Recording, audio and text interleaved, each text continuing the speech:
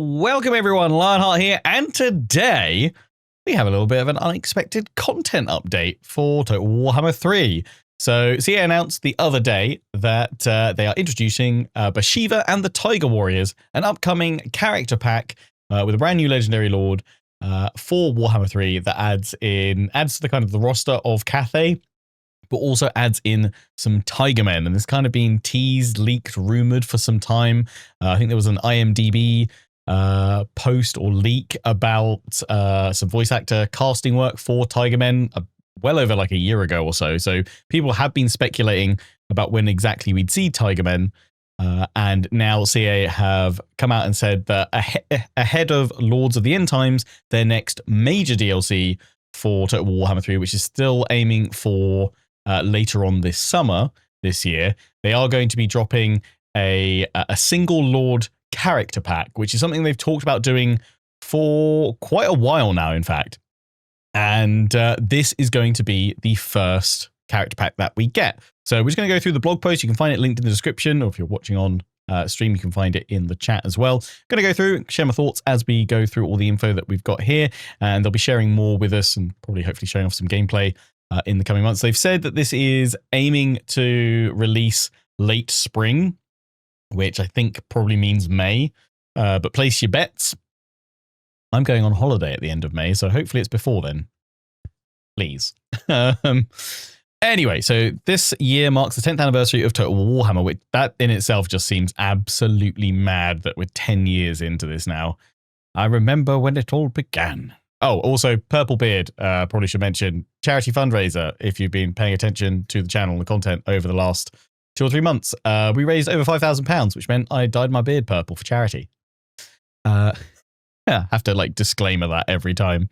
Right now, the team are hard at work on a variety of content that's going to inject some exciting new experiences into the game. The big addition being the Lords of the End Times, which arrives later this summer, armed with 4 new legendary lords, including the Great Necromancer himself, Nagash. Alongside this, we'll also have Update 9.0. So originally, they'd spoken about doing Lords of the End Times to tie into Update 8.0, because we got 7.0 with the Tides of Torment. So they've essentially planned an 8.0 update in between, which I guess is good. And again, kind of shows that they're trying to listen to the community and saying that we want more content. We don't want these big content droughts and gaps in between updates and things like that. So Lords of the End Times is now coming alongside Update 9.0. Which will include long-awaited Vampire Count updates, so they'll get another update there, and Neferata as a free Legendary Lord.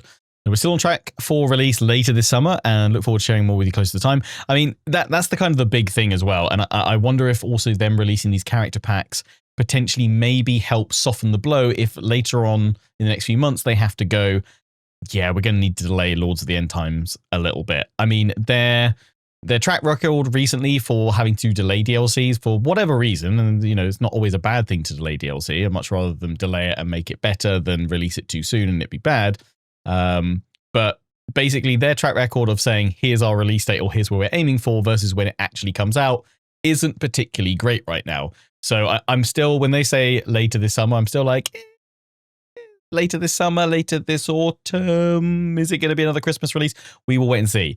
I mean, I think it's obviously got a much more substantial kind of team and budget behind it than the triple Lord packs we've had in the past. So hopefully that helps to a degree to ensure that it remains on track largely.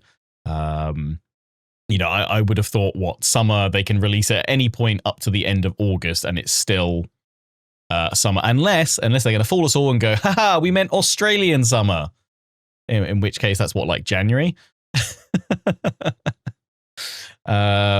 But hey ho, we'll see. But yeah, I mean, hopefully these smaller packs in between with a smaller team working on them, doing these updates as well alongside the patching and the hot fixing process, which they've also spoken about. But I think they actually just mentioned it on Discord, which is really weird. Again, they are consistently inconsistent with their communications. They still are unable to fix this. They released a comms post on their Discord saying that they were basically rebranding or renaming how their hotfix process. I don't actually have it up to kind of go through it right now, but yeah, it didn't go out on any of their major socials, which was just why. Why is it just a throwaway thing on Discord? Like that doesn't help, guys. But anyway, hopefully the smaller character packs aim to fill the gap and also hopefully help to smooth over any hopefully minor delays to stuff like Lords of the End Times. But anyway, before all that, we have something special that you'll be able to experience first, our very first character pack. To mark the occasion, we've been working closely with Games Workshop to introduce an entirely new character to the Warhammer lore, Bhashiva, the desert tigress, white tiger of Shangyang, accompanied by a deadly host of mercenary tiger warrior units. We've been discussing bringing her to life for quite some time now, so we're thrilled to finally share her with you. She represents another step into the mysteries of Grand Cathay, and we're grateful for the opportunity to debut a brand new aspect of the setting. Since Bhashiva and the Tiger Warriors are fresh additions, not just the game but the entire tabletop setting, today's blog is primarily about giving you a small first look as to who the White Tiger is, how she fights, as well as spotlighting one of the mercenaries who will be supporting her armies. Think of this as your introduction, but with more in-depth info coming closer to release. So also this goes back to rumors and leaks 2, maybe even 3 years ago, that initially the post-launch content plan for Warhammer 3, once they'd kind of got Immortal Empires out and the Champions pack, and I think after Shadows of Change, or in and around Shadows of Change, Pharaoh, obviously very big, messy time for CA, there was obviously these additional rumors and leaks that actually the next following on content packs and DLC packs for Warhammer 3 was going to be heavily focused on Cathay. And I don't necessarily think those leaks were incorrect. I think it's probably more that they had a massive smattering of lots of different DLC ideas that they could dive into, and they were probably at that planning stage, and that's largely what got leaked. And a lot of that was showing that they have lots of plans to add more content into Grand Cathay. Obviously, another big legendary lord that we expect to see in the Grand Cathay area at some point, if not attached to Grand Cathay, his own separate thing, should be Monkey King. There's also a lot of desire within the community to see more of the other dragons of Cathay brought to life in the game as well. So yeah, I mean, Cathay in itself does have a lot of potential content to be brought to life anyway, so that doesn't really make that makes a lot of sense. I don't think that should be kind of confusing to anyone, really. The expectation there is that they've probably got a lot more that they can dive into Cathay with, and this is almost, if anything, the start of that. I do hope, though, that they won't just flood us now with character packs that are all just Cathay focused. I hope they do bounce around and jump around a little bit. Who would you most like to see as a future character pack, and why? Let me know in the comment section. So, character packs. In case you're not familiar, well no one is, because this is your first one, guys. We want to take a quick moment to reintroduce character packs and explain what they are. I mean, I guess reintroduce is because you guys have been talking about these for years now and never then followed up on being able to bring one to fruition. Until now, it seems. But anyway, these are smaller focus content drops built around a single character with their own unique feature, supported by a handful of exciting new units. For us, they're an exciting experiment, another way to give you fresh tools for deepening the races that you already love, and to add meaningful variety to your campaigns and battles. As this is the first pack of its kind, we've worked hard to make Bhashiva's debut feel meaningful by giving her a strong identity, a mixture of new units, and enough depth to stand proudly on her own. What's that? Note, if you don't already own any Grand Cathay content, so yeah, because they recently changed how you can actually access Warhammer 3 Immortal Empires, in that if you own Warhammer 1 or 2, or is it that it's actually free to just dive into the Immortal Empires campaign? I think if you've got any of the others, right, just to get in there and start playing. If you didn't own Warhammer 3, you wouldn't have Kislev, you wouldn't have Cathay, you wouldn't have demons separately. But what they're saying with Bhashiva is she is aligned to Grand Cathay, and she will have a roster of Grand Cathayan units, but you don't need to own Warhammer 3 itself with Miao Ying and Zhao Ming. You won't need Warhammer 3 to have those Cathayan units, because obviously otherwise you'd have like a unit pool of like 3 things, which would suck.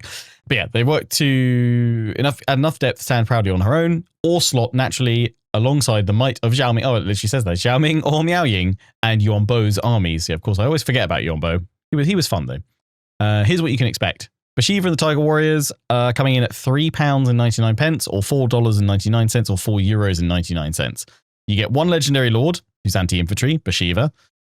You get a lord who's anti-large, you get a hero, spellcaster, and you get 3 unique units, dual wielder, hybrid, and anti-large. Also included unique campaign feature, final battle, and quest battle, etc. So flavor bits and pieces. For $3.99, some of you might look at that and go, "What, 3 new units?" That's for $3.99, adding in essentially a new start position, but also, and I think importantly, it's what they've said, what they've tried to say here by saying give her a meaningful, strong identity, is so that she should have a fairly interesting, hopefully, well fleshed out, unique campaign feature that you will need to pursue. A brand new so that should give you a full brand new campaign. Now, again, I mention this all the time when we talk about value and Total War and DLC and general games, stuff like that. But I still work to £1 or $1 per hour of gaming to be a fair value for money. So if a game is £40, I need to get at least 40 hours of gameplay out of it to say, yeah, that was worth my money.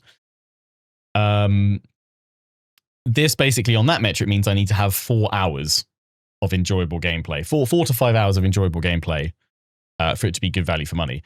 I can't see any way that, unless a campaign mechanic just sucks and just doesn't work, I can't see how this isn't going to be good value for money. And in fact, just based on what we've seen there and the price point, I think this probably will be the best value for money additional content for Warhammer 3 at this point. Obviously, huge caveats that are saying we need to wait and see what she's actually like, how the TIGERMEN play, what her unique campaign feature is.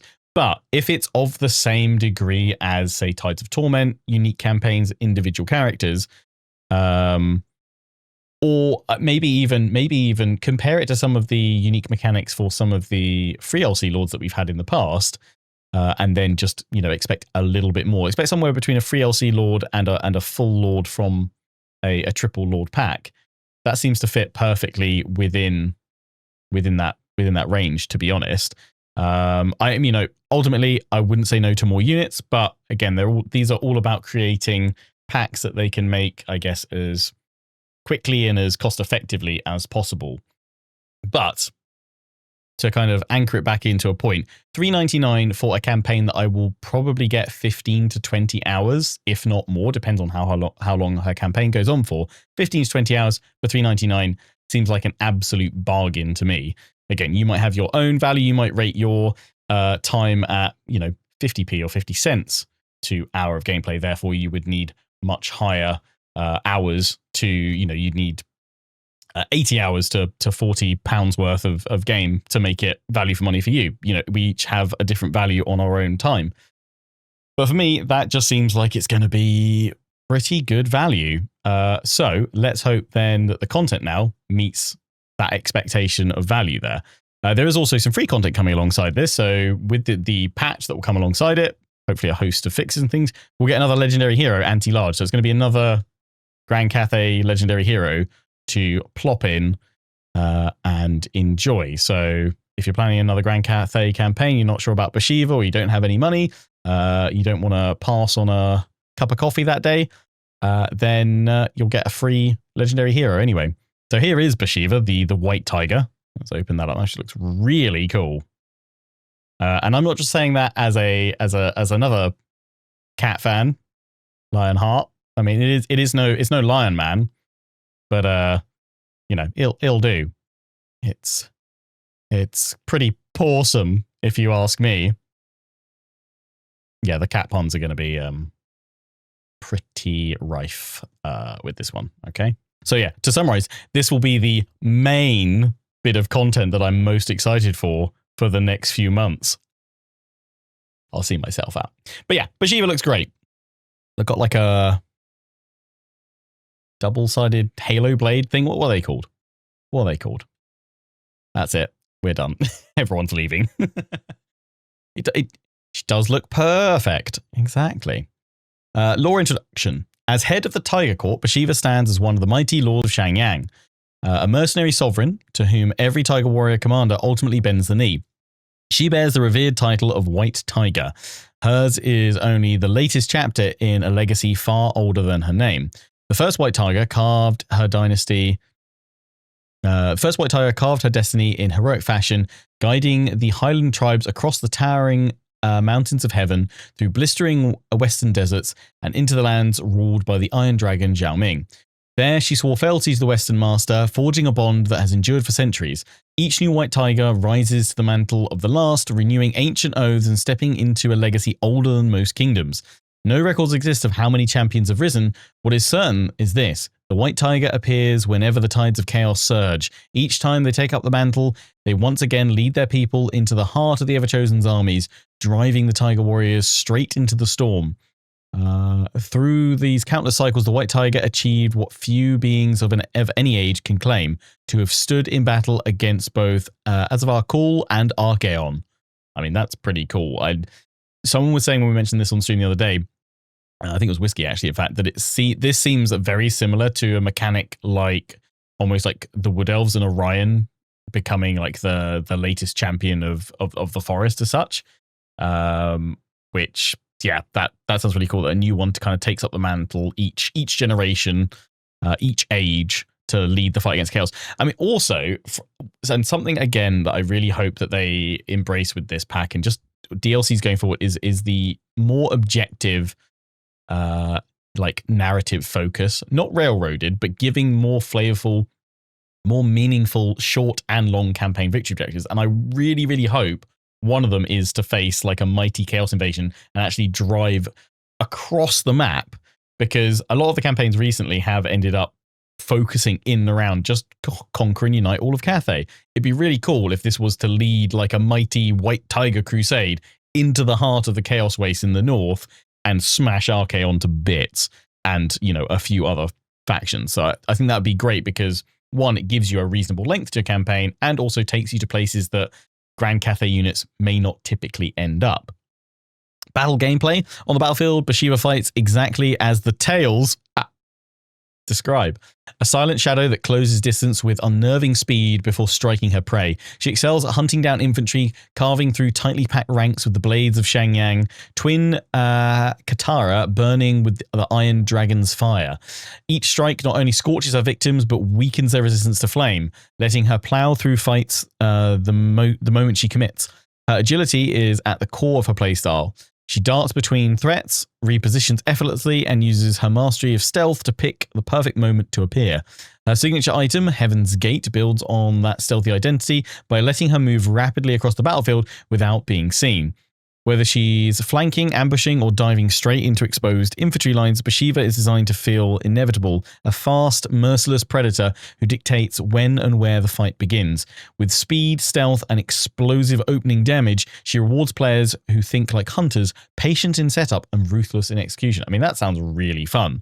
I also kind of hope that actually this would give us another super stealthy, almost explosive assassin character within the realms of Grand Cathay, because obviously Snitch is on holiday there, having a lot of fun, stabbing and jabbing, stealthy sneak skaven stuff. I kind of hope that maybe one of her objectives is, you know, there can only be one stealthy master of Cathay, and you've got to take out Snitch. I think that would be fun. So this comes from Josh King, the battle designer, says, we want Bhashiva to feel like an apex predator who stalks the battlefield like a ghost. She isn't a frontline tank or flashy spellcaster. She's the quiet dread in the back of your mind, and by the time you've noticed her, it's already too late. Sounds fun. The Tiger Warriors, lore introduction. So who exactly are the Tiger Warriors? Tales say they were shaped by the old... They really need to stop with the tales. They were shaped by the old ones alongside many other races, dwelling primarily in the lands known as Ind. After chaos swept through the world and the old ones vanished, Tiger Warriors were saved by their chieftain, Kamau, who defied Tzeentch and overcame the god's schemes through sheer nobility and unwavering loyalty to his people. Following this, the Highland tribes were led by the first White Tiger to fulfill the prophecy of leading them to salvation across the mountains of heaven into the western deserts and the lands of the Iron Dragon. Here they shaped a life, a legacy on their own terms. Their allegiance to Zhao Ming, the Iron Dragon, is absolute, but it exists alongside a far older devotion to the White Tiger and their god, Kamau. The dual loyalty gives them a culture that sits just slightly outside the rhythms of everyday Cathayan society. They're part of the Empire, certainly, but proudly marked by their own traditions and ways of war. Because of this, their place within the armies of Cathay is a fascinating one. Zhao Ming's forces have always attracted a wide array of mercenary companies, and the Tiger Warriors are a natural presence among them. Their duties are as varied as their heritage, guarding long-distant caravans across treacherous routes, holding strategic outposts against whatever the world throws at them, and when called upon, marching to support other provinces. Sometimes that's at the request of the Iron Dragon or his siblings, and sometimes because Bhashiva herself demands it. It should come as no surprise that the Tiger Warriors stand implacably against chaos, and they harbour a particular hatred for the schemes of Tzeentch. So you potentially might have an objective about specifically wiping out Tzeentch or a Tzeentchian threat. This enmity is also held for the Beastmen herds that have long plagued the mountains and jungles they once called home. Okay, so we potentially also go after Beastmen. For the Tiger Warriors, these foes aren't just threats to Grand Cathay, they're affronts to the very lands and traditions of the people they have fought to protect for generations. Sounds pretty cool. Definitely looks like a DLC you can get your claws into. Battle gameplay. Our goal for the Tiger Warriors was to bring something genuinely complementary to Grand Cathay's roster. Units that don't just fill a gap, but open up an entirely new way to play the race. Cathay has always leaned towards disciplined lines and deliberate formations, so giving them a force built around agility, stalking, and sudden ambushes instantly changes the feel of their battlefield toolkit. The Tiger Warriors slip into that role perfectly. They're fast, and they hit hard when they choose the right moment, and they let the Cathayan players pull off flanks and surprise attacks like the faction has never really had access to before.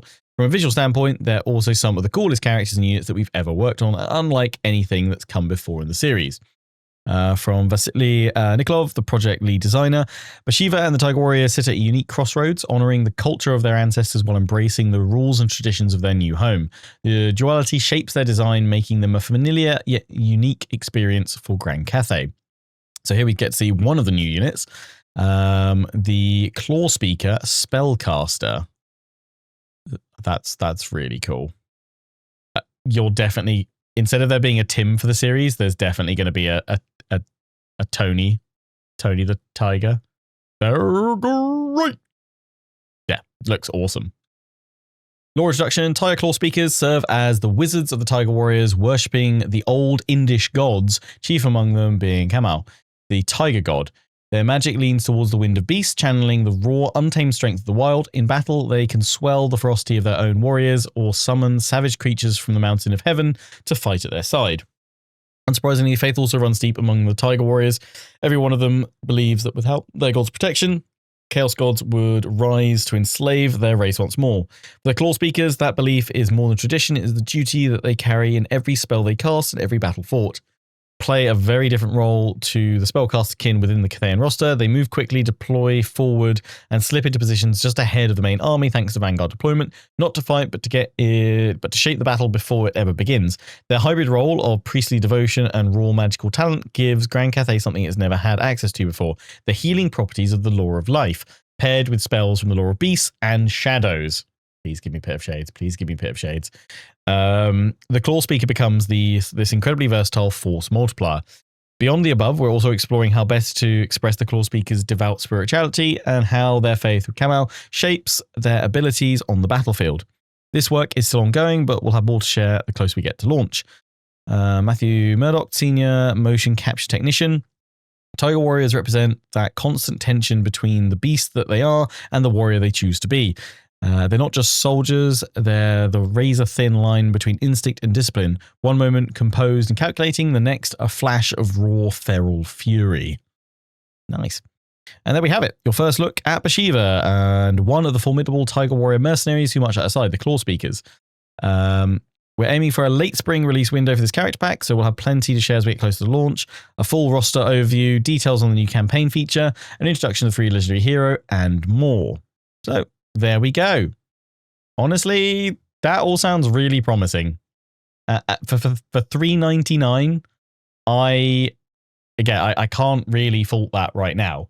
Unless it's a really dull, uninteresting campaign, then I'd still be like, could argue, $3.99, that's not much, but still, something much more interesting could have been made in that place. But it does sound like this is actually not just fitting into the jigsaw puzzle that is Grand Cathay, but actually adding much more and actually giving the opportunity to change up your playstyle as Grand Cathay, which, as someone that's played in Grand Cathay and done a few Grand Cathay campaigns, That's what I would want for more Grand Cathay content. Something that is familiar in that I know broadly what the unit roles are and things like that, but then having new ways to actually engage and play and interact. And hopefully, I think the thing I most want to see is some very different objectives that, you know, embrace the fact that you're there as a defender and subject of Cathay, but also gives you opportunity to go beyond to fight the threats that the Immortal Empire's world brings to bear. But anyway, those are my thoughts so far. Let me know if you're watching this over on YouTube in the comments what you think, who you'd like to see in a future character pack, or if you don't care about any of this and you just want Lords of the End Times or also Medieval 3 news when, or 40k news when, I'm sure at some point in the future. But until the next one, we've been watching, hope you enjoyed, take care, and ciao for now.